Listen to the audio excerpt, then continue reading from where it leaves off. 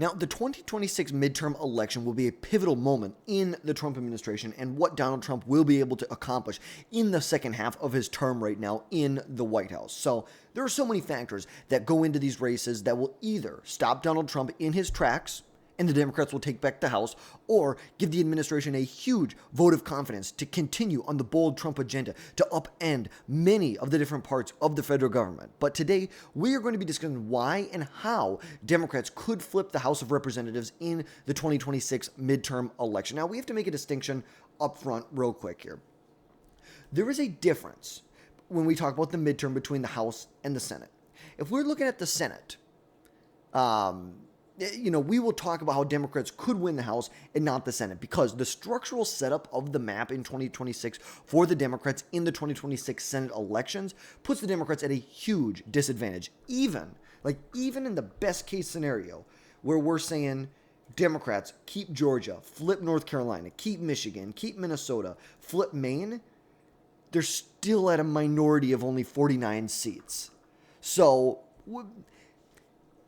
really not great possibilities for the Democrats in the Senate election in 2026 and even 2028 for that matter doesn't look really, really good for them. But today we are going to be talking about the House of Representatives in which all 435 members are up for re-election in 2026. Now, overall, you can see right here, most seats are deemed, as of right now, to be either safe GOP or safe Democrat seats, with roughly about 205 seats for each party has been deemed safe, likely, or lean Republican or Democrat. And every organization has a slightly different number that they see. You can go through and, the different prediction services, they've got different races are rated just a little differently, but roughly at the end of the day, it's about 200-ish seats that each party, we kind of expect them to hold. Now, which, if you take that into account, that each party will at least have 200-ish seats, it will mean that whoever wins in the 2026 House race will not hit a majority of more than about 230 seats, something that we have not seen over the past, I believe, 3 elections in the House of Representatives. Look at this.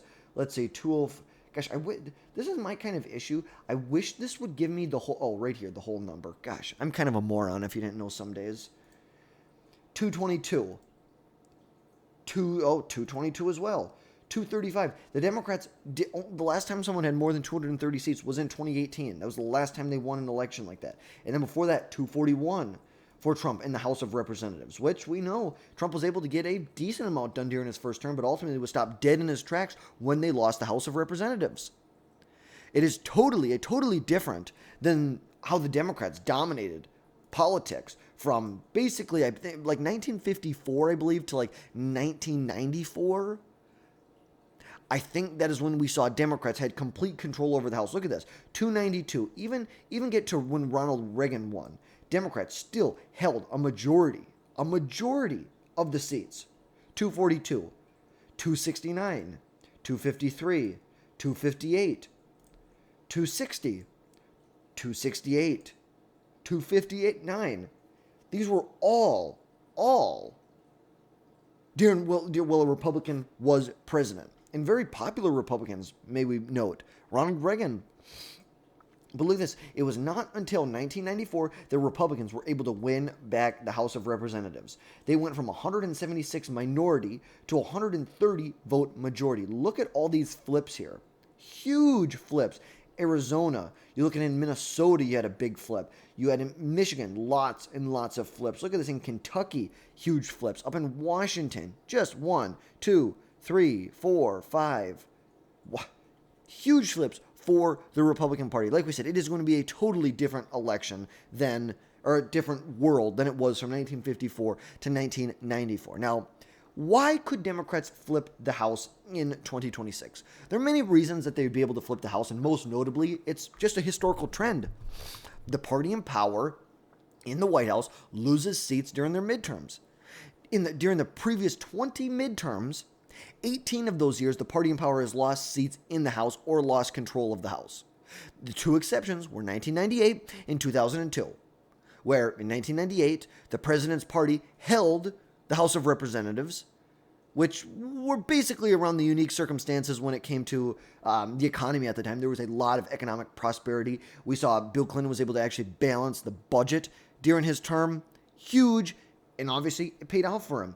You look at 1990, let's see, 98. This was Bill Clinton's midterm right here. 98, they actually lost seats. They didn't get back the House of Representatives, but they were able to pick up seats when historically you see an incumbent lose 20 to 30 seats. And then you look at 2002, which there was a lot of post 9/11 unity behind the Republican Party at that time. But ultimately, the average midterm, the incumbent party loses about 20 to 30 seats in the House of Representatives. Donald Trump, during his first midterm, look at this, 241, they got put down to 200. They lost 41 seats. You look at during Obama's first midterm. 2008, they had 257, 193. They lost over 60 votes, over 60 seats. You saw some huge flips throughout the country. Huge flips. But we're going to start by focusing on the economic prosperity. This will make or break the election in 2028. We know that. In 2026 and 2028 for that matter. But a good economy will help the GOP win, and a bad economy will give the Democrats ammunition to win back the House in 2026. The Trump administration, since day one, has had many irons in the fire. They want to renew the 2017 Trump tax cuts. Because if they don't, you can see right here, take-home pay will increase, or take-home, if they don't do it, you could see a 22% tax hike. The average family of four will see a $1,700 tax hike. The child tax credit will be cut in half for 40 million Americans. Your guaranteed deduction, your standard deduction will be slashed in half.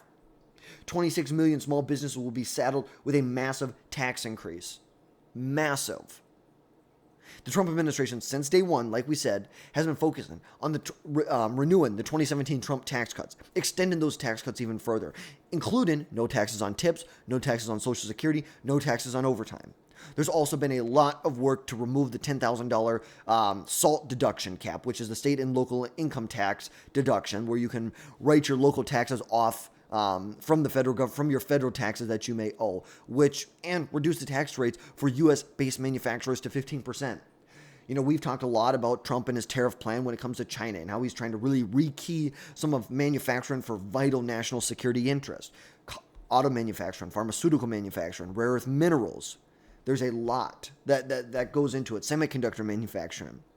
If he wants to do that, we've talked about there's a 3 or 4 pronged approach you have to do to it. A, you need to put tariffs on China. You also need to allow some companies to have exemptions so they can slowly start to build manufacturing facilities here. You need to deregulate so it's easier for them to build those manufacturing facilities here and they can do it quicker. You also need to give them the best possible economic realm for them to exist in. The lower the corporate tax rates, the better it's going to be. These are line items. If they want to make more profit, they will make more profit at a 15% corporate tax rate versus a 22% or 21 or 30. And we all know this is going to get done through the reconciliation process, which will allow the GOP to enact this without a single vote from the Democrat Party. Not a single vote will come from the Democrat Party. And this would be huge economic stimulus for the country, for America, for our economy. And President Trump wants his party to perform well in the midterms. And a strong economy will be vital for that. And there will be politicians who don't want to do this because they believe that it's going to add to the debt. You know, you have these fiscal hawks within the Republican Party that are just probably going to put up a big fight about it. Here's the reality, folks. We do not have a revenue problem. We are taking in about $5 trillion a year in revenue right now. Almost $5.1 trillion in revenue. We don't have a revenue problem. We have a spending problem. We spend $7.1 trillion a year. $7.1 trillion a year. Look at this. You can look at, by the minute, watching our deficit go up. Hundreds of dollars a second. Thousands of dollars a minute. You're watching our deficit continue to increase. Because that is the reality of this. And a lot of people think, that we have a revenue. We need to generate more revenue. No, the United States federal government does not have a revenue problem. They have a spending problem. The federal government collects $5 trillion a year. Cash flow is not the issue. Blowing money is the issue. Blowing money on random crap is the issue. And you know, I like Warren Buffett's rule that he has, where he says if the yearly deficit is more than 2 or 3% of GDP, then all members of Congress will be ineligible for re-election. And that'd probably balance the budget in about 5 minutes. And now, the second part that we're going to take on, you know, the Republicans and what needs to happen if the GOP wants to win the midterms, but what if this goes wrong, this is how the Democrats will win the midterms, is trade. Donald Trump, as we all know, rolled out his Liberation Day tariffs about 2 weeks ago and eventually backed down because of the massive blowback from the American people and the fact that over 100 countries wanted to make a deal with the United States. We saw what happened. We saw stock prices drop. But typically what you see when there is an economic decline like this, you see stock prices decrease and bond yields go up. But what we saw was the opposite. We saw stock prices go down and bond yields go down as well. Or bond prices go down, bond yields went up, bond prices went down. Which this means that people, when they're selling out of their stocks, they're not moving into American bonds. They're moving away from the American economy. That is an issue. We need capital in our system. We need people who will buy our bonds, who see us as a safe investment. And I believe me, when Trump saw this, he changed his mind. I don't believe this BS that he had this overall plan. Maybe was it in the back of some people in his administration? I think it was the plan for some people in his administration. But for some people in the administration, like Peter Navarro, wanted the tariffs to stay on forever. They were talking about, you know, getting trillions of dollars in revenue from this, which is it can't be true at the same time. You can't be negotiating to go to 0% tariffs and at the same time say we're going to raise trillions of dollars through tariffs. Like that cannot exist. If there are no tariffs, you don't get any revenue from it. But if there are tariffs, well, then you're not trying to lower your tariffs. So Trump rolled out these tariffs, and it was really misguided. Because here's the thing. I agree with the idea of reciprocal tariffs. Totally agree with it. Tit for tat. I'm okay. Let's go after China. Let's do it. I'm all about that. The idea of what he did, great. Love it. But the actual rollout was so misguided. They could have called up any country and told them, hey, we're going to renegotiate these trade deals. You're going to buy more products from us. You're going to reduce your tariffs and your non-tariff barriers on our products. And if you don't, we're going to tariff the hell out of you. I genuinely do not see what leverage Trump and the Trump administration got out of rolling this out the way they did as these Liberation Day tariffs. But that is what he did. You can't change the past. And if Trump is able to negotiate new trade deals that remove barriers on American products and have other countries buy more American goods from our country, or at least allow American products to be an option in their markets, they're not just specifically excluding American products from their market, it'll be a huge win for the Trump administration. A huge win. Like we said, the economy is so big. This is what is going to be on so many people's mind. Look at this. Now, granted, I'm not going to buy into one poll. Don't get me wrong. But I think we should just look at this for the sake of seeing what the implications could be. We see right here that in a recent poll from Morning Consult from a couple days ago, it showed that Democrats were trusted by 3 points on the economy now. It was Republicans +3 last week. Trade was Democrats are favored by 3, are trusted more. Energy by 5 points. Medicare and Social Security by 18 points. Why have the Democrats been able to message so well when it comes that Donald Trump is destroying Social Security, when it's so false? All he's doing is making sure that illegal immigrants and people are not frauding out Social Security. It is as simple as that. Why is it the Democrats are favored on these here? That is horrible. Horrible. And I'm not going to take any one poll. You got to take it with a grain of salt. Let's see all the polls. I think ultimately, if you're looking at the actual American electorate, I think they still do trust Trump on the economy. I still think they trust him on trade, on energy, taxes, foreign policy. I do.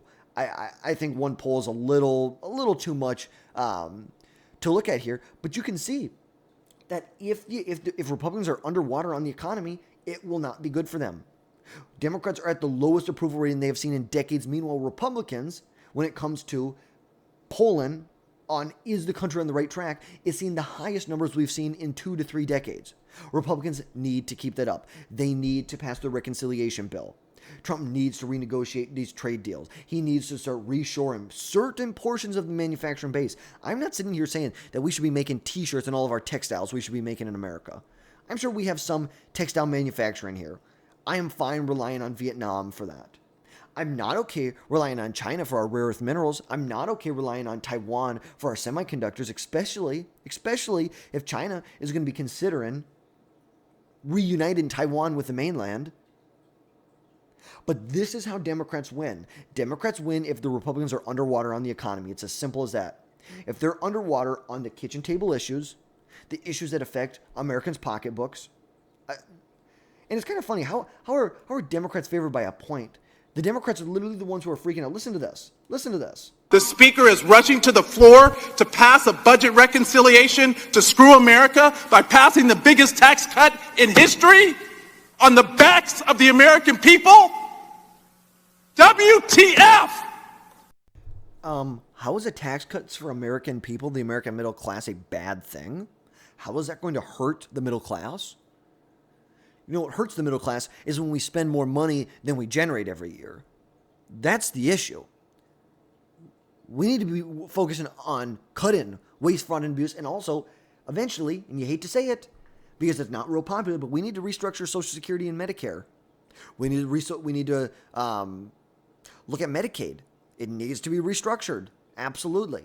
In between economic, what does the economic prosperity look like at the time, and trade? If between these two, Trump could, if it goes his way, he could hold the House. And if it doesn't, we're not seeing the economic impact. If we get to next summer and we are not seeing the economic impact of Trump's policies yet, then it will be very, very tough for the GOP to run. Because outside of economic prosperity, there's one type of poll I would like to look at, and that's the direction of the country. We know Democrats have hit all-time lows in party approval rating under the Republican president, Donald Trump. We see 20 to 30-year highs in the amount of Americans that believe we are going in the right direction as a country. And if this starts to slip, you could see a lot of motivation to vote against Donald Trump in the GOP in 26. And ultimately, none of this really matters if the GOP can't figure out a way to mobilize its low-propensity voter base. This is the voter base that helped elect Donald Trump in 2024. And that, unless they turn out, it is going to be very, very difficult. And these are the type of people who only turn out when Donald Trump is on the ballot. If there is not a solution to this problem with the low-propensity voters, it won't matter what Donald Trump does. It doesn't matter how great the economy is. Because as much as he motivates the people who support him when he's on the ballot, Trump also energizes Democrats in all elections while Trump is in power. It really is as simple as that. He motivates Democrats like there is no tomorrow. And unless Trump's on the ballot, he doesn't get that same motivation from his own base. So between the uneasiness of the economy, stagnation when it comes to trade deals, or increased tariffs or on friendly nations, and no solution to the low propensity voter problem in the GOP will hurt the GOP badly in the 2026 House races. And would cripple the Trump administration for the final 2 years. Republicans have a lot of work to do if they want to convince the Americans to give them another 2 years with full control of the government. I wholeheartedly believe we have a lot of work to do to make sure that the American people feel confident giving the GOP 2 more years of full control of the government. So that's going to wrap things up for today. This is how they win. Democrats win if there's uncertainty in the economy, stagnation, and we are not getting new trade deals where tariffs are being lowered, trade barriers are being lowered, more trade with other countries are happening. And if there's no solution to the low propensity voters in the GOP, that's how the Democrats win. That's how they win in 2026. It's pretty simple. So we're going to see what happens. We're going to be here every step of the way to make sure you know what is going on, what has changed, what the GOP is doing, what the Democrats are doing. So drop down below, hit that subscribe button, make sure you never miss another video from us again in the future, and we will catch you next time.